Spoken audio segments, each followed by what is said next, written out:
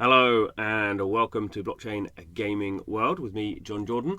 So the video we're looking at today is the marketplace on the Flow blockchain called Vive. I think that's how we decided it was going to be pronounced. It's VIV3 is the at least the URL and the kind of branding. Vive, I guess. So Vive is, as I say, a marketplace on the Flow blockchain. So Flow blockchain is the new blockchain from the people at Dapper Labs. So it's only just launched and there's not really much on it. And I guess kind of what we're waiting for is the is this kind of stuff to go live. CryptoKit is moving from the Ethereum blockchain, where it's basically balked at the moment because of gas fees. It has been for the last kind of year really. And coming to Flow blockchain and obviously some other things. So they've got the UFC game that Dapper's working on, or collectibles, maybe not a game. I don't know what this one here is. Artwork, I guess. But yeah, card packs. No idea what that one is. So lots of collectible sort of stuff going on. So these are obviously going to launch as their own individual kind of projects, their own individual kind of web interfaces. And I imagine in time there will be various marketplaces. I guess on Ethereum we have kind of OpenSea mainly, I guess certainly for the game stuff and increasingly the art stuff, and I guess we have things like Rareables for a certain amount of art stuff, and I guess some game stuff goes through there but not very much really. But you can see obviously over time as these ecosystems get more mature, there will be various marketplaces kind of springing up, and presumably some of them will have be more specialist. I guess on Ethereum we have things like kind of super rare, which are not so much marketplaces as kind of like art curation platforms, but they have marketplace elements. Anyway, so at the moment on Vive there are these this artwork sort of stuff. I don't know any of these artists, so I can't judge. Well, I can judge whether I think this is nice art or not, but I won't be telling you that. But some of this stuff has sold for, it seems like, quite large sums of money. So that's kind of, I guess, interesting. I think, to be honest, when all the Dapper stuff kind of kicks in, I don't know. I was going to say I'm not quite sure whether if artwork will sit on this. I think art needs a specific sort of platform, which is a bit different to sometimes what games need. But yeah, we'll see. What we're going to look at today. So the only game. So this is the first game project to have stuff NFTs going live on this marketplace. So it's called CHAINMONSTERS. It's been a game that's been knocking around for a while on Ethereum. I mean, very small team. They just did a couple of months ago. They did a crowdfunding campaign on Kickstarter, which did okay. I mean, I think they raised over 100,000 euros. So they're kind of like staffing up a team, but it's it's quite a big game. So I don't know how quickly this is going to happen. They've sort of got an alpha version out. They did a vertical slice effectively for the Kickstarter campaign, but normally with vertical slices you spend the next 6 months trashing them and redoing it. But anyway, I don't really know what they're up to from that point of view. But it's interesting that we have these first NFTs. So these obviously are not very pretty NFTs. Over time, I guess we'll see that this probably getting nicer visually. Obviously, you're not buying this as artwork. It is an NFT into giving you access into the game. So these are NFTs that people have acquired by backing the Kickstarter.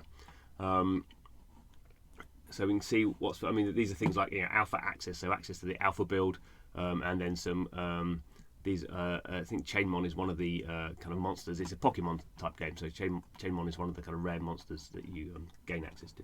But what's interesting, or not really interesting, but a bit. A bit par for the course really is obviously there's not many of these things on sale and people are putting them up for absolutely ridiculous sums of money. I know we're all in some sort of NFT kind of crazed mode at the moment, but on a personal level I'd be quite happy to kind of buy alpha access. I think there will be other ways of doing it than buying these NFTs. But let's have a look. There was one I saw. Alpha access, $750. I mean, clearly, or 390 here, a bit cheaper, but clearly bonkers. So obviously, there's no liquidity in this market, which just means no one's buying this sort of stuff. Certainly at these prices, I mean, it's just ridiculous.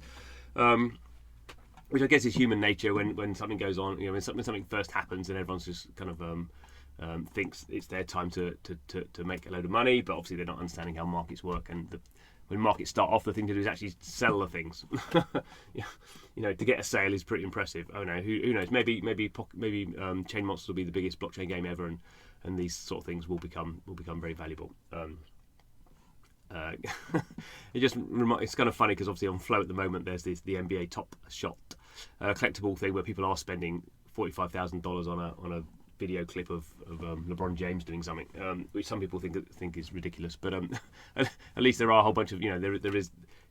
If that's a ridiculous price for that video clip, then basically the whole NBA Top Shot thing could be seen as ridiculous. But at least people are buying those, and they are trading. At the moment, there's no trading going on with Chain Monsters. So, I guess I'm not bashing Chain Monsters really, but interesting to see that this stuff's there.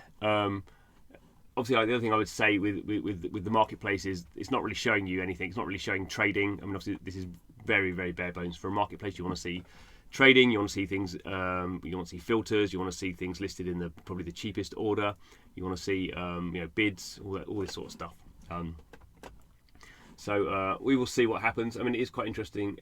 If at the moment it shows you your wallet is shown in dollars. So if you want to fund your wallet, there is no credit card actually at the moment. So you can actually fund it through going through Coinbase. There's an integration with Coinbase,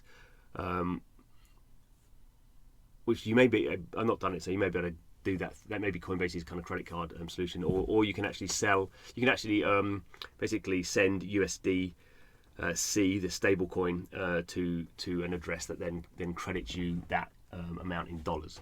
So that's kind of the way you would get dollars into this account. So you can do it kind of through crypto rails rather than through credit card rails.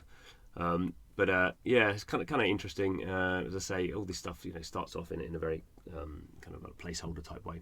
But I think as Flow takes off as a blockchain, as it now seems to be doing, we're going to see more of this, and I guess there will be other marketplaces springing up pretty quickly because there's a lot of momentum around the Flow blockchain, and there's quite a lot of projects. There's quite a lot of projects coming. I think not just the Dapper Labs stuff that we're seeing at the moment. I think there's going to be, just because of the success of NBA Top Shot, there's going to be a lot of interest. And I guess the other interesting thing to see is presumably there will be NBA Top Shot NFTs on this marketplace and other marketplaces. So at the moment, most of all that trading happens at the moment within its own interface.